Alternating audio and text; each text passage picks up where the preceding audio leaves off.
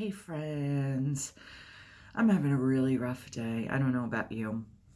Today is September 23rd. It is officially the second day of fall, 2022, and I should be over the moon. I slept with my windows open last night, and it was really chilly, like cold, to the point where like I was snuggling up with my husband and, I mean, as one does, hopefully, but it was honestly because I was really cold, not just for comfort, although that was lovely too, but I was really cold and he was nice and toasty. So we snugged up and, my cat laid on top of me, Venus, and I should have, for all intents and purposes, had no reason not to get a great night's sleep, but I barely slept at all. I feel like completely exhausted. It's about, oh, okay, that clock on the wall says 5:15, and that's clearly not right. Yet another thing in this house that's broken. What a surprise. It is actually 10:55 a.m. right now, and I could totally go to bed if I wasn't running in my mind like a million miles an hour, just going from the next worry to the next, the next, the next, to the next. I balanced my checkbook this morning, and that made me really depressed because I realized I'm broker than I thought. I thought I had more cash left for my vacation because I didn't think I spent practically anything, but I guess, at $11 a pop, those frozen drinks, add up pretty quickly. So I'm kind of bummed about that too. Had to pay my car insurance. 6-month rate is like $420, and it's for like such ghetto basic insurance because I have a 24-year-old car, so it's basically like all the minimums of what keeps you legal in New York at this point. I used to have top of the line insurance when the car was new, but I realized after many years of paying more than I probably needed to pay, that I should just cut it down to like what, is necessary. And I did that. And it still went up $30 from the last 6-month pay period. So I don't know why the fuck it did. I guess everybody decided we needed like a minute break from, with COVID, global pandemic, people being out of work, all those small little details of life. And then they've decided now, I guess, everybody's fine again. We're not wearing masks all the time and people are getting back out into the world. So suddenly we all have tons of money. So they can charge us more for everything because, everybody's doing fantastic. Meanwhile, we're still broke as fuck. Nothing's really improved for us except for the fact that my husband's back to work, thank God.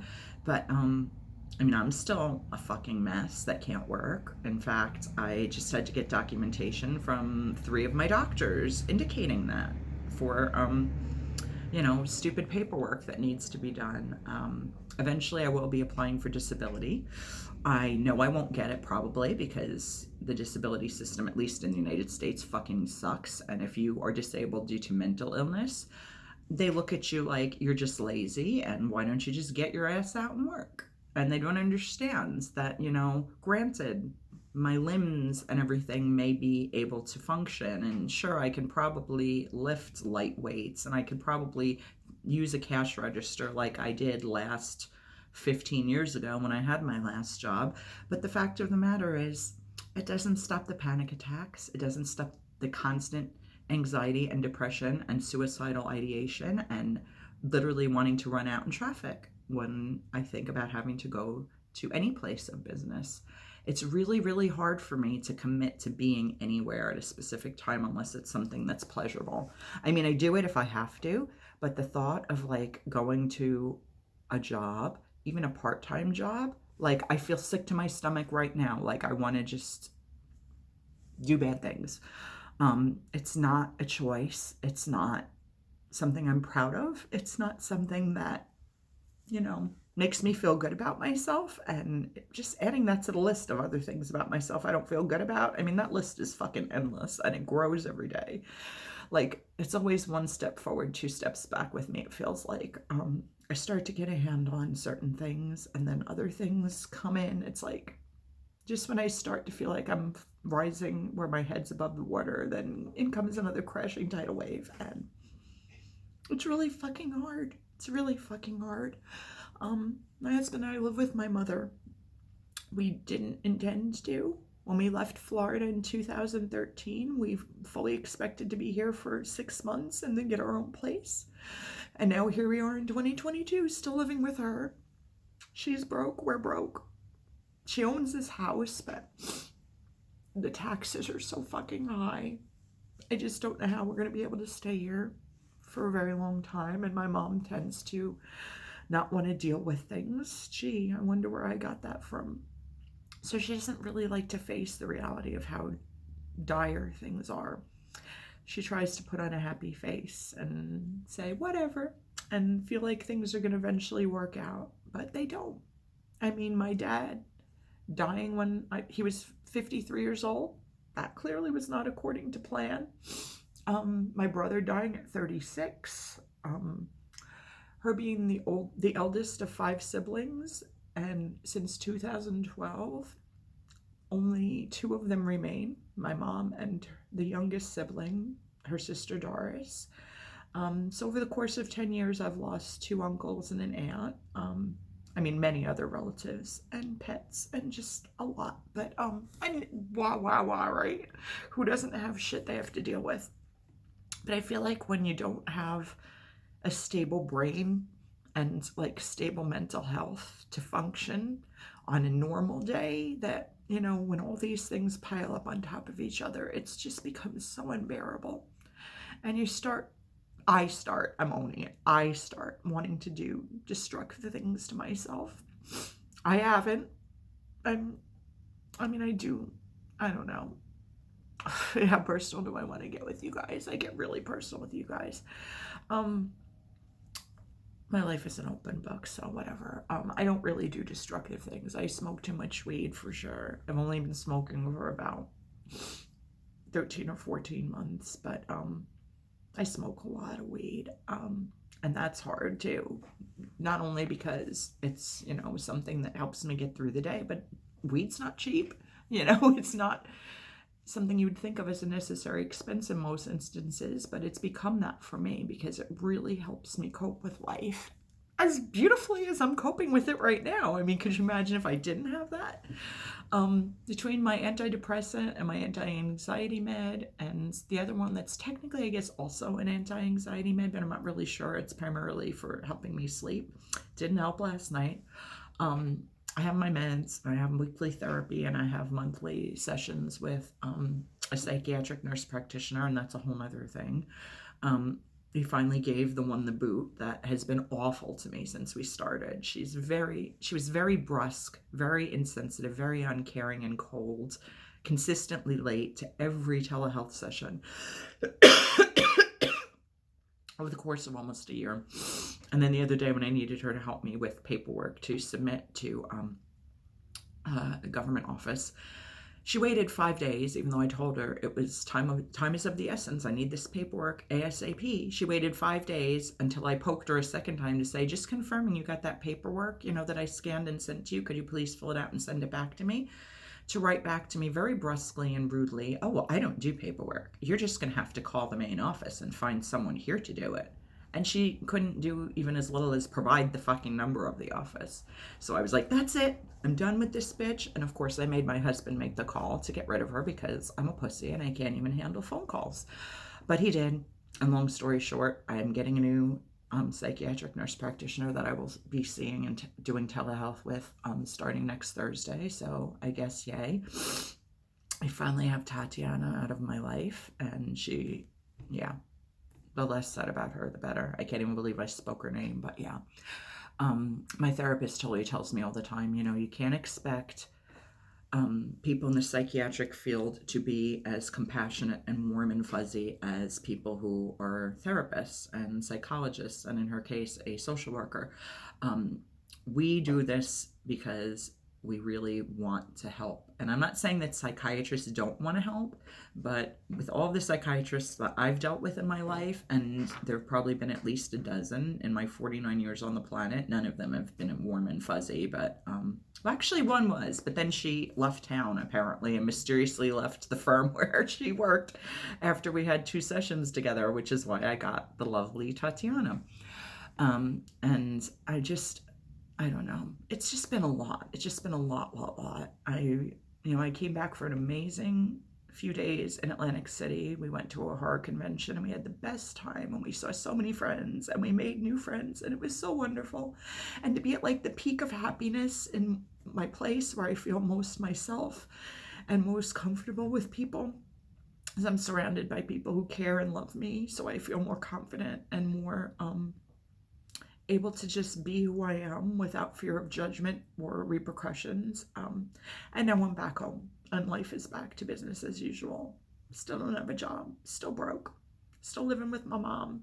My husband's working his ass off to try to keep us afloat, and he's amazing, and I'm so grateful for him. And I probably don't tell him that nearly often enough, but he really tries so hard. And he tries to support me emotionally too, in spite of the fact that he's battling bipolar disorder. So it's not like he's, got a clean bill of mental health either. And yeah, it's just a lot.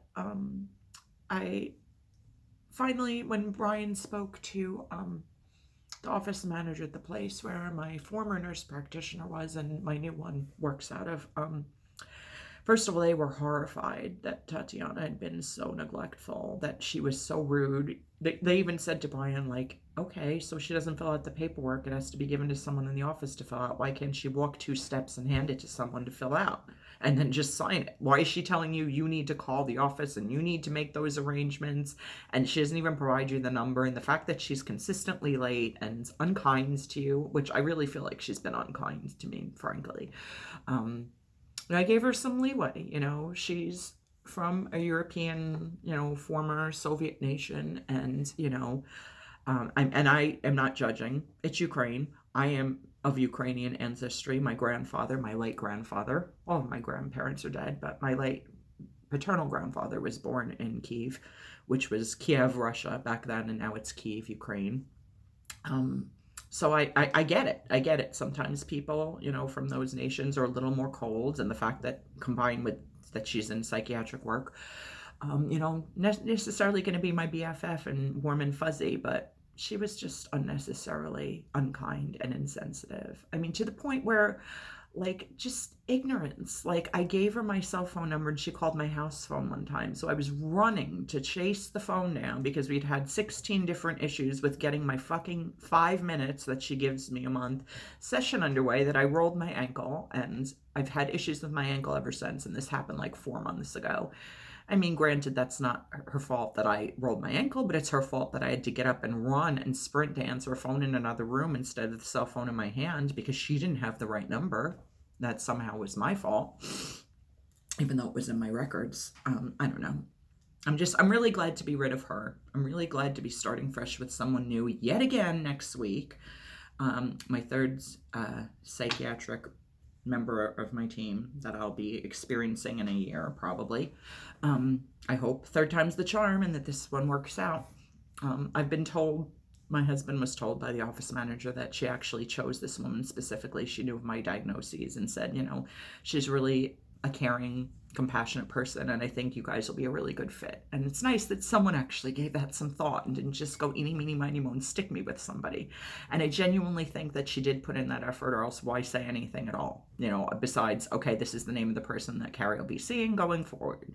So, I mean, that is a blessing, and I'm grateful for that. But, yeah, it wasn't until I got my paperwork back that I noticed how truly fucked up I am. I mean, we've discussed a lot of different things, and basically it felt like it wasn't a therapy session. It was basically, how are your meds? Do we need to change your meds? She's changed meds several times. She refilled wrong meds several times. It was a nightmare. But the gist of what I'm getting to is that the paperwork that they had to fill out for the government now lists me with four psychiatric conditions. Not only pervasive depressive disorder, duh, that I've known all my life, and generalized anxiety disorder that my brilliant therapist, Hillary, diagnosed me with. Finally, first person ever to mention that, when we started seeing each other about 6 years ago. Tatiana, the infamous. Actually, the person I was seeing very briefly for 2 months before she skipped town, Caitlin, diagnosed me with borderline personality, and I wasn't sure how she could come to that conclusion after 2 brief sessions, but Tatiana seemed to concur with it somehow, based on like a 9-question survey. And also hoarding disorder. I'm officially diagnosed with hoarding disorder, so yay for that. It wasn't, it's, the rumors are true. I'm really that fucked up with my hoarding and collecting and not being able to get rid of things. So yippee. So I don't know what that would be. a trifecta would be 3 things. Quadfecta? I don't know. But yeah, so I'm officially even more fucked up than I thought I was. So that's always glorious to know. And yeah, I don't know. Just coming home from my trip and then dealing with all this like smashing me in the face has just been a lot. I've been fucked up forever. I've been broke pretty much forever. None of this is new. It just feels more intense and more urgent and more critical that I find some way to try to remedy these situations as best I can with what limited emotional, mental, physical resources I have to put into it. But maintaining like this is not, it's not going to work. I don't want to do bad things. I really don't. And when I say bad things, I've had suicidal ideation, God, so often in my life. I've never made an attempt. I don't plan to do that. You don't have to worry. I'm very active actually in volunteer. Well, I don't volunteer, but I fundraise and I participate in a walk every year, sometimes more than once a year, for suicide prevention because it's something I'm very passionate about. I'm not going to do any of that stuff because I've made promises to people I love that I wouldn't. And sometimes that is the only reason that I don't consider it, because I don't break my promises. But in terms of like naughty behavior, like I said, I smoke too much weed for sure. Occasionally I throw up after I eat. I'm not bulimic by any stretch of the imagination. I don't binge. I eat just a normal amount of food, but occasionally I try to throw up as much of it as I can, which I know doesn't help you with weight loss. It really doesn't. I mean, I've been obsessed with books and movies about eating disorders, both fictional and nonfiction, since I was a teenager. And I fell in love with the movie The Best Little Girl in the World. It was a made-for-TV movie in the 80s starring Jennifer Jason Leigh. And it's brilliant and one of my favorite movies. And they never show it anywhere. I had recorded it on VHS. Kids, that used to be like this tape you would put into a machine to play movies and record movies before DVDs and Blu-rays and God knows what are we up to, 4K, I don't even know. But back in the day, people used to push record with this little tape and tape shows and put them in this box called a VCR to watch them. And for a very brief period of time when we lived in Florida, we had a machine that allowed us to record, like we could play a video on a VHS machine and also record onto a DVD. So I did record my bad VHS version of Best Little Girl in the World onto a DVD, but of course the DVDs were not really formatted for my DVD recorder, so there were scenes that miraculously just disappeared, and I'm devastated because I cannot find a complete intact copy of it anywhere, even streaming. I don't know what the hell the deal is, but anyway, it's a brilliant movie. So I'm very much aware that binging and purging and starving and all of those things are not healthy ways to lose weight, but I do. I throw up sometimes after I eat. I mean, once in a blue moon. I've probably done it 10 times in my whole entire life. So if you're counting, me almost being 50, that's twice a decade, really not that awful. But I joke, I kid. It's a stupid thing to do all the time, and I certainly don't, encourage anyone else to do it. But I don't know. I'm really, really struggling right now. Like today. Like yesterday was kind of meh. Today is really, really, really hard. And I don't know why. I think part of it is that I'm PMSing, but I don't know. I'm not due yet. I had my period at the beginning of this month, so it's only the 23rd. I shouldn't be due for like another week, I don't think, but well, I guess that's why it's PMS, the pre part. So my hormones are all out of whack, and like I said, I gained weight on my trip, even though I walked a ton. We were in Atlantic City on a boardwalk. One day we walked 7 miles, but I drank a bit and I wasn't worrying about making good food choices, and obviously it caught up with me. But I'm hoping to nip that in the bud and get that back on track relatively quickly. I did take a good, decent couple of walks yesterday. I hit over 12,000 steps, which is amazing. I think, especially, considering that I feel like a fat ass and I'm really not necessarily motivated, but because it was the first day of fall and it was beautiful outside, I said, fuck it, this is stupid. I should go out and enjoy the weather before it gets hot again, which it probably will today or tomorrow. So, I mean, I'm trying to do little things for my mental and physical health. I made a big ass cheese omelet with bacon in it this morning, which was, of course, not the right choice. I should have had cottage cheese and fruit for breakfast, but I was really, really hungry and I just said, fuck it. And eggs in and of themselves are not that bad. Actually, cheese isn't that bad either. An egg the size that we have, I think they're large, maybe extra large, is 70 calories. A slice of, fake American cheese, which is what we happen to have, is 70 calories. And then the bacon bits, which are real bacon, not the fake stuff, it was like 25 calories for like a tablespoon. But I mean, I just poured that shit in there. I don't know how many calories I got from the bacon. And I used 4 eggs and 2 slices of cheese. So you do the math. It was well over 500 calories and way more than I should have wasted on a breakfast. But at least I'm not hungry anymore. So, yeah, I don't know. It's a really, really, really, really, really hard day. And I can't put my finger on the specifics of why. It's just a general collection of bullshit that's just weighing on me like a ton of bricks. Like, when I finish recording this, I'm going back up to my bedroom and I'll be sitting in my hoard again, where I have way too much shit. And I justify keeping it because it's not trash. It's perfectly good things, even though I know most of them can just go in a bag and be donated to someone who would use them and appreciate them. I get so attached to things because I think because I've lost so many people in my life. I mean, I don't know. Everything's relative, but, to be at my age and to have lost, one of my parents and my only sibling and all of my grandparents and most of my aunts and uncles and a cousin and just so many animals. It's just a lot. It's just a lot when your brain doesn't work right to begin with.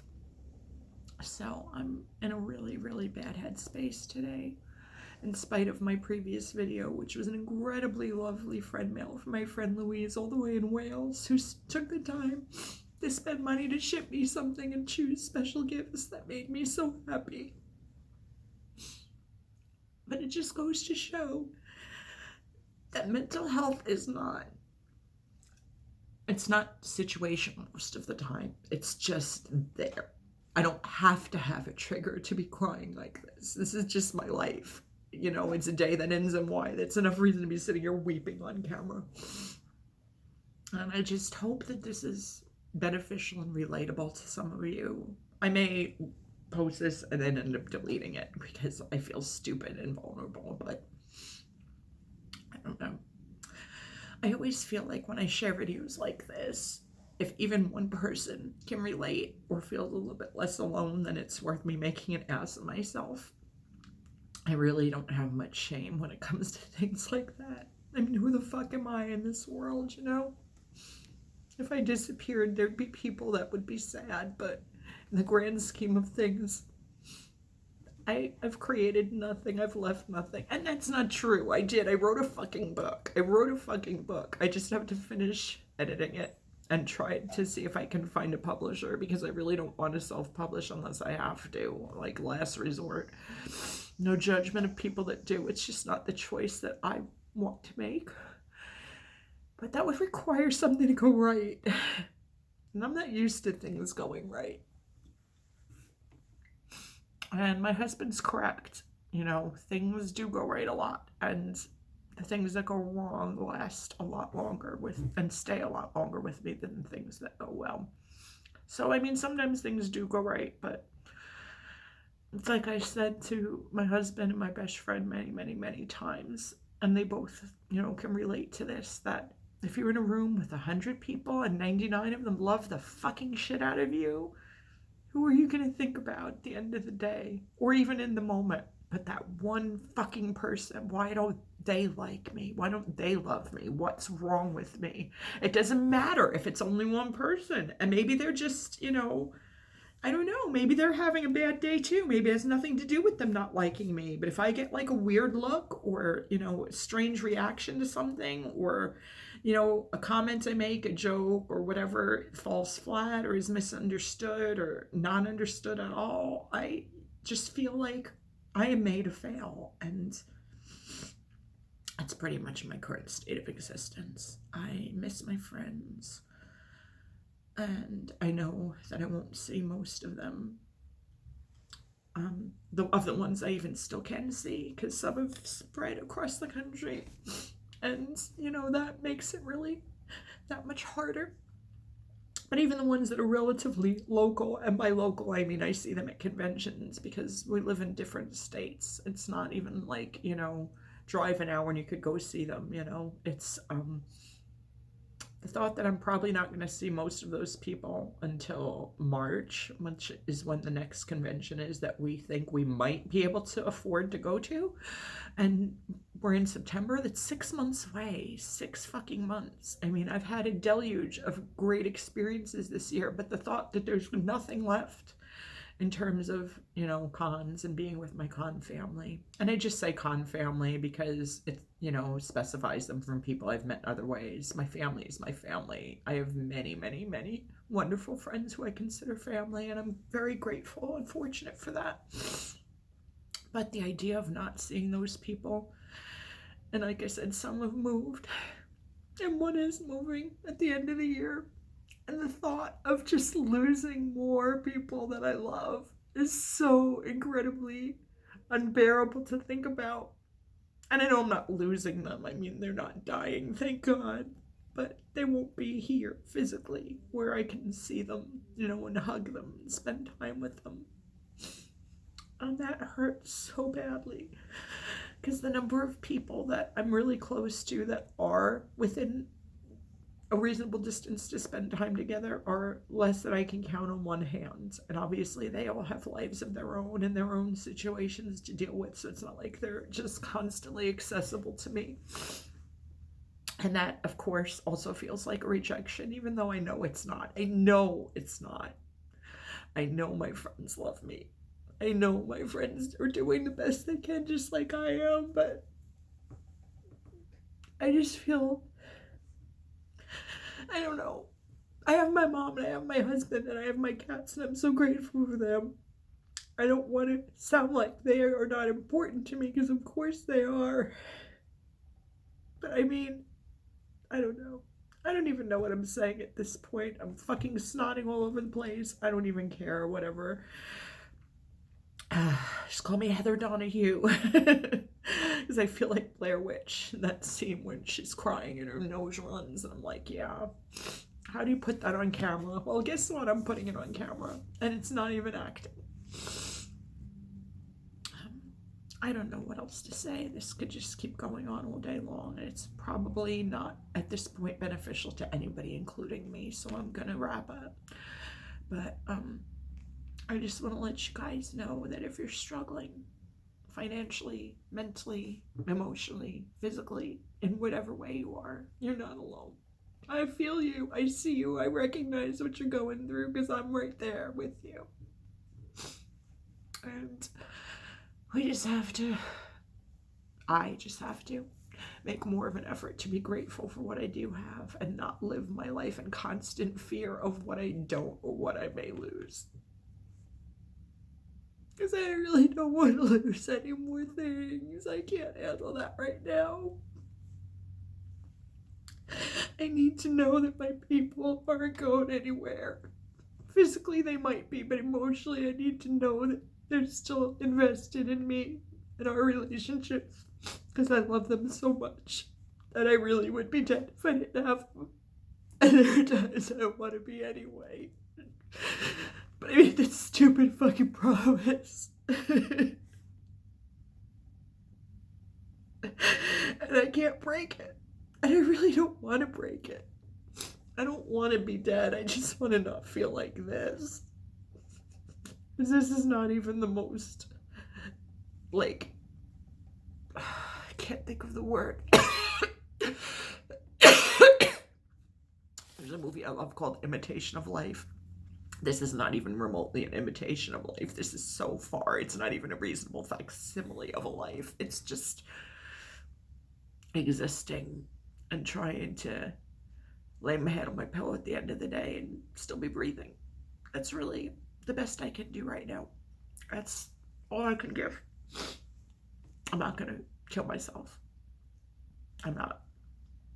Doesn't mean I don't want to stop feeling like this. Okay, shutting up. I love you guys. Thank you for listening.